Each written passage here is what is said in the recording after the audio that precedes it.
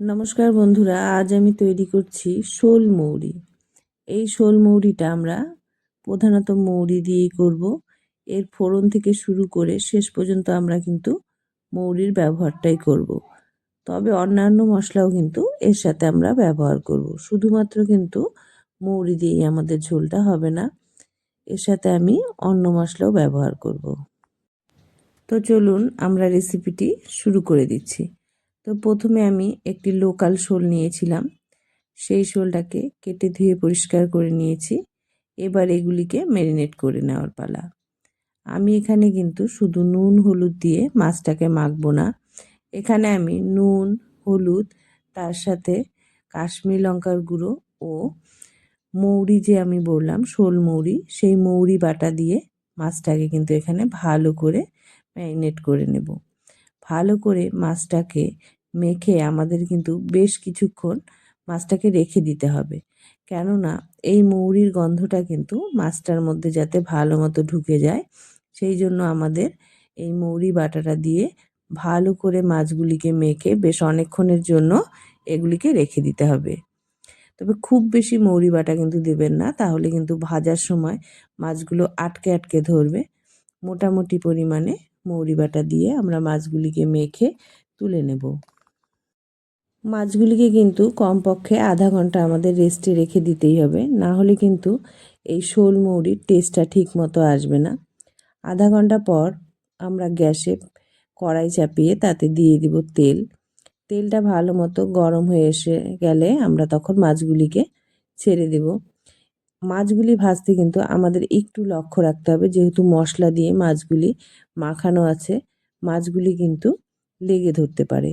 তাই আমরা কিছুক্ষণ বাদে বাদে এপাশ ওপাশ করে ভেজে নিয়ে নামিয়ে নেব। আমরা খুব বেশিও ভাজবো না, আবার খুব কমও ভাজবো না, মোটামুটি ভেজে মাছগুলিকে আমরা নামিয়ে নেব। লোকাল মাছ, তাই খুব বেশি আমার মনে হয় না ভাজাই ভালো। তাই মোটামুটি ভেজে আমি তুলে নিয়ে এগুলিকে কিন্তু রান্নার জন্য পরে ব্যবহার করব। তো একে একে আমি সবগুলি মাছই ভেজে তুলে নেব। দেখুন, এভাবে আমাদের মোটামুটি ভেজে তুলে নিলেই কিন্তু হয়ে যাবে। একটু ভালো মতো লক্ষ্য রাখলে কিন্তু মশলা দেওয়া সত্ত্বেও দেখুন কড়াই আমার কিন্তু একটুকু মাছগুলি লেগে ধরেনি। আমার সবগুলি মাছ আমি ভেজে নিয়ে কড়াইতে যে পরিমাণ তেল থাকবে সেই তেলে আমি দিয়ে দেব ফোড়নটা। ফোড়নে আমি দিয়ে দিচ্ছি দুটো তেজপাতা, সাদা জিরে, শেষে দেব আমি বেশ কিছু মৌরি। এই মৌরির গন্ধটাই কিন্তু ফোড়নে খুব সুন্দর উঠবে। মৌরির গন্ধটা যখন ছাড়তে শুরু করবে তখন আমি এখানে দিয়ে দেব গোটা গরম মশলা, এলাচ এবং দারচিনি শুধু আমি এখানে দেব। এগুলি থেকেও যখন বেশ সুন্দর একটা গন্ধ ছাড়তে শুরু করবে তখন আমি এখানে দিয়ে দেব কিছু কাটা টমেটো। এবার ফোড়নের সঙ্গে টমেটোগুলিকে আমি ভালো করে নাড়াচাড়া করে নেব। টমেটোগুলো যখন ভালো মতো বেশ সুন্দর নরম হয়ে আসবে তখন কিন্তু আমি এখানে কিছু আলু দিয়ে দেব। আমি এখানে বড় আলু নিয়েছি, আলুগুলো কিন্তু আমি সেদ্ধ করে নিয়েছি। আলুগুলিকে সেদ্ধ করে আমি লম্বা লম্বা করে কেটে নিয়েছি। সেজন্য কিন্তু ঝোলটি হতে আমাদের খুব বেশি সময় লাগবে না, যেহেতু আলুগুলি প্রথম থেকেই সেদ্ধই আছে। এবার এই ফোড়নের সঙ্গে আলুগুলিকে ভালো করে আমি ভেজে নেব।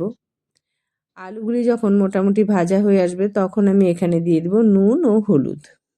নুন হলুদ দিয়েও কিন্তু এবার আমি আলুগুলিকে আবার বেশ ভালো করে ভাজা ভাজা করে নেব।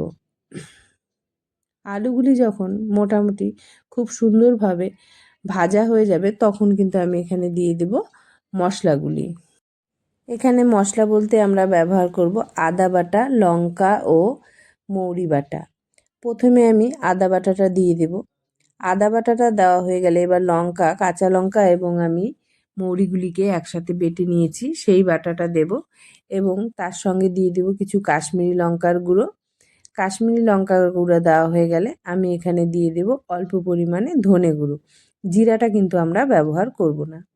সব কিছু মশলা দিয়ে এবার আমি এগুলিকে খুব ভালো করে নাড়াচাড়া করে ভাজা ভাজা করে নেব এবং সুন্দরভাবে কষিয়েও নেব। আলুর সঙ্গে মশলাগুলিকে কষিয়ে নেওয়ার জন্য আমরা কিন্তু এখানে গরম জলের ব্যবহারটাই করব, ঠান্ডা জলটা কিন্তু দেব না। গরম জলটা দিলে কিন্তু ঝোলটা অনেকটাই স্বাদ বেশি হয়, আর ঠান্ডা জল পড়লে কিন্তু অনেকটাই পাঞ্ছা পাঞ্ছা আমাদের ঝোলটা হবে। তো গরম জলটা দিয়ে এবার আমি এগুলিকে বেশ সুন্দর করে ঢেকে দেব। মিনিট 5 মতো এগুলি কিন্তু ঢেকে হলেই আমাদের কষে যাবে, যেহেতু আমাদের আলুটা কিন্তু সেদ্ধই আছে। মশলা এবং আলু দেখুন আমাদের কিন্তু বেশ সুন্দরভাবে কষে গেছে।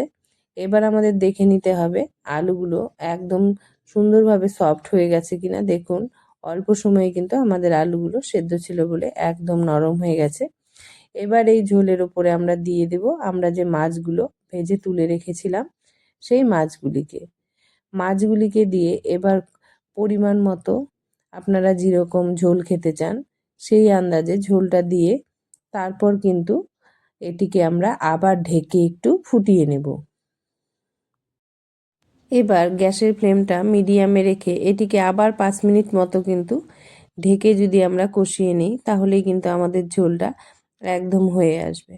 দেখুন আমাদের কিন্তু ঝোলটা ফুটতে শুরু করে দিয়েছে এবং সব মাছগুলোও কিন্তু বেশ সুন্দর ঝোলের মধ্যে সুন্দর পড়ে নরম হয়ে যাচ্ছে এবং বেশ সফটও হয়ে যাচ্ছে। যেহেতু ঢেকে হয়েছে মাছগুলো আমাদের কিন্তু উল্টে পাল্টে না দিলেও বেশ সুন্দরভাবেই সেদ্ধ হয়ে গেছে। উপরে যে কটি মাছ থাকবে একটু আপনারা উল্টে উল্টে দেবেন, তাহলেই কিন্তু সবগুলি মাছই বেশ সুন্দরভাবে নরম হয়ে যাবে।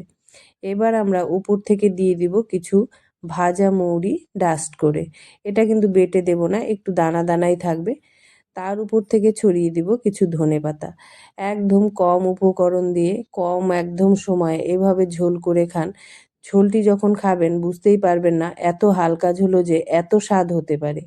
এভাবে শোলমৌরি একবার খেয়েই দেখুন, এর স্বাদ কিন্তু আপনাদের মুখে লেগে থাকবে।